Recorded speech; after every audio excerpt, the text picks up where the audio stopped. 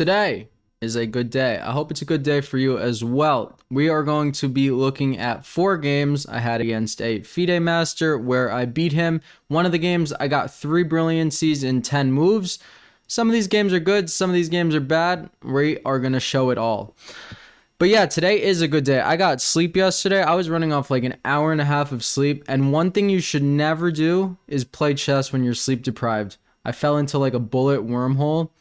And let me tell you, it was not good. I lost like every game. It's your brain functions at 10% as to when you actually get sleep. I swear, like it's just incredible. Sleep is so important. But that is my tangent. I believe the first game we were going to look at is the game where I got 3 Brilliancies and 10 moves. Oh, also, by the way, I am going to do daily recaps of the candidate tournament because I like explaining chess games, and it's better than explaining my chess games. And it's nice to stay up to the current events in the chess world, as soft as that world is.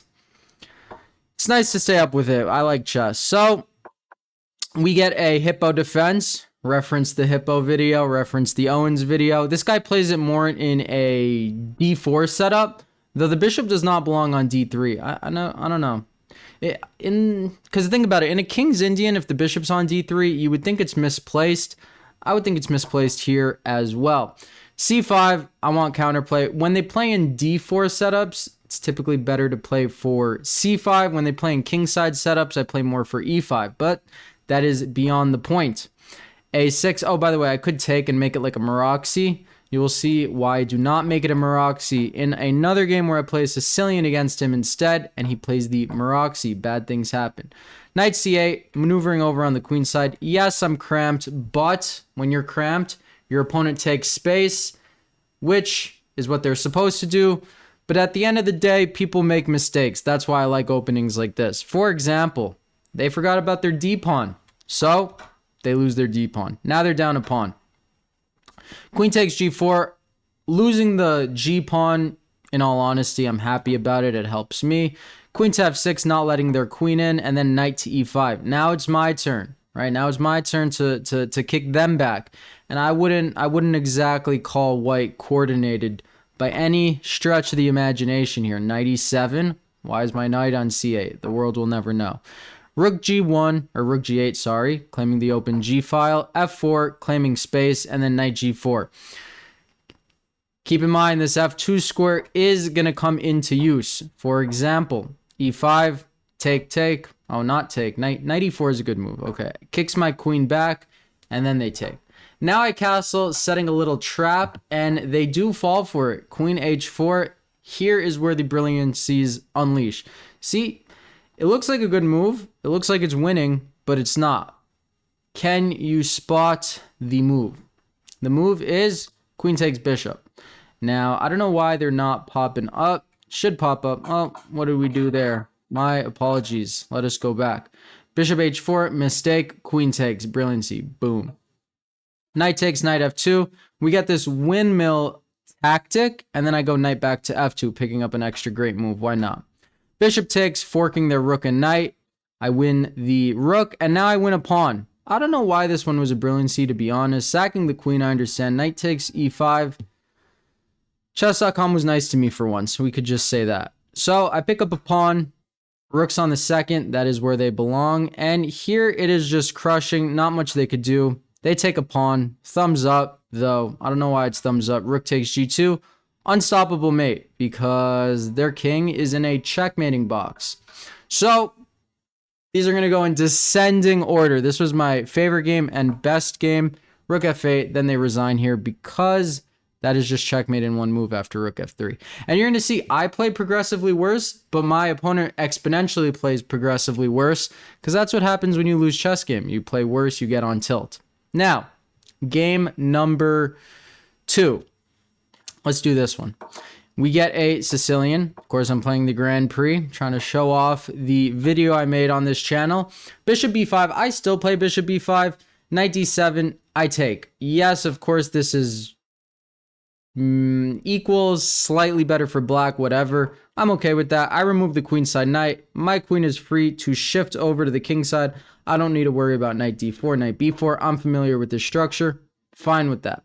d3, as shown in all the videos. b3. I want to get this bishop on b2 because in all honesty, though this bishop is good aiming at the kingside, I'm happy with this bishop trade because they are fianchettoed. So at the end of the day, if I remove their dark squared bishop, they have dark squared holes where their king is. I have dark squared holes where my king is not. So do the math.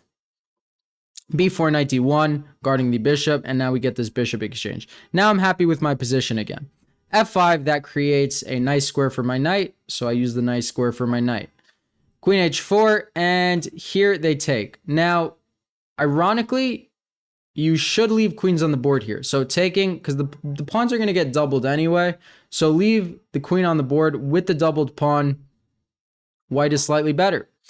Knight versus bishop. Let's see how this unfolds. I centralize both my rooks, getting the rooks into the game, trade a pair of rooks, and then take with the pawn.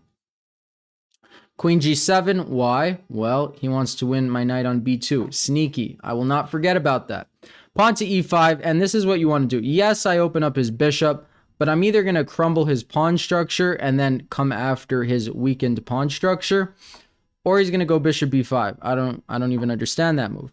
Queen h3, aiming at the base of their pawn chain, the weakest pawn in the position, and now I win the pawn with check.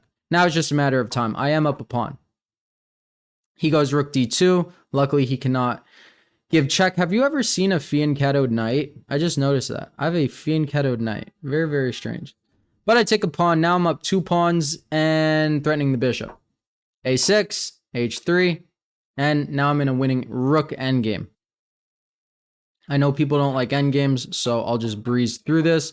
But basically, I have a whole queenside advantage, and it's equal on the king side. So slowly but surely, I'm just going to make progress on the queen side.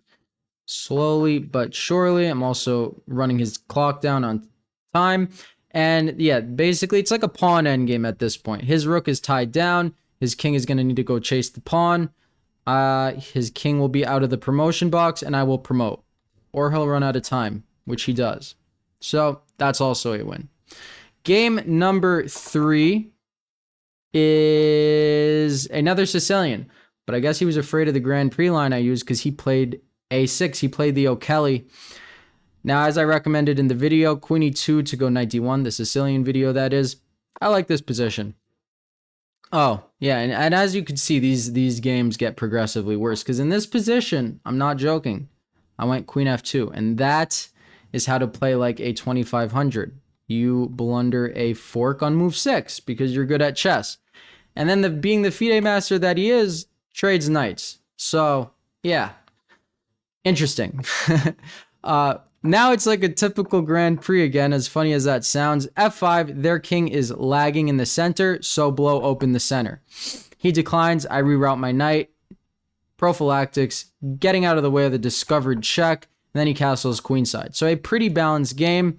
He's setting up a battery because he wants to checkmate me, though there is a pawn there, so there is that. c4, stopping d5. He should have went... Actually, no, because if he goes en passant, I will take with the pawn and have the open b file. This is an interesting position, though. d5. Apparently, I take, and he just has nothing. Because of the tactic that was played in the game. Yes, now I remember. So he doesn't take. He goes knight d7, a5, and knight b8. First of all, this move is very, very bad because it aims at nothing. The other reason it's bad is because that is a discovered check. He blocks with the queen. I take. He's pinned. He takes my queen, forgetting that I promote. So I promote. He takes. Or no, actually he resigned. He was tilted at this point. Takes and takes. And that was game number 3. Or was that game number 4? Oh, we blew. No. We have one more. I apologize. This one was actually my favorite one. And I start out worse in the opening. So I'm playing the Sicilian. He plays the Maraudxi bind.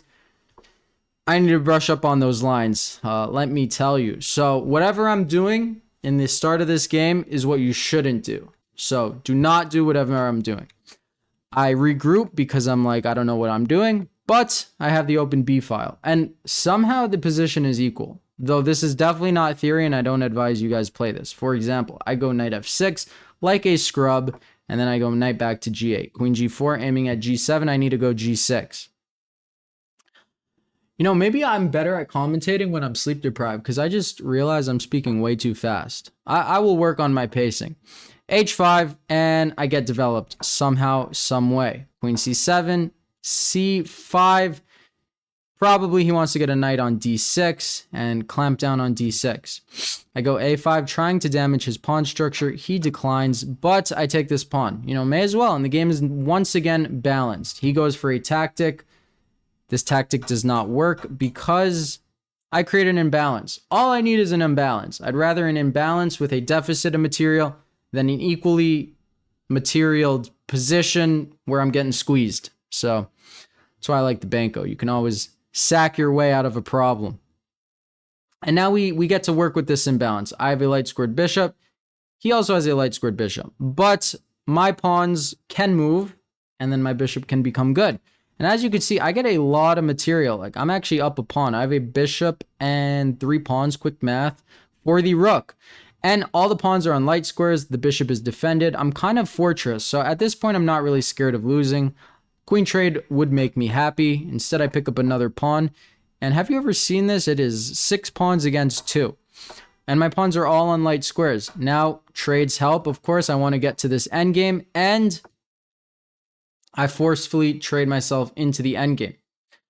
We get h4, trying to do that tactic that would pick up the queen. He declines, queen f3. But now I trade on my own terms. The pawns are all undoubled. And I love positions like this. Look at this positional fortress.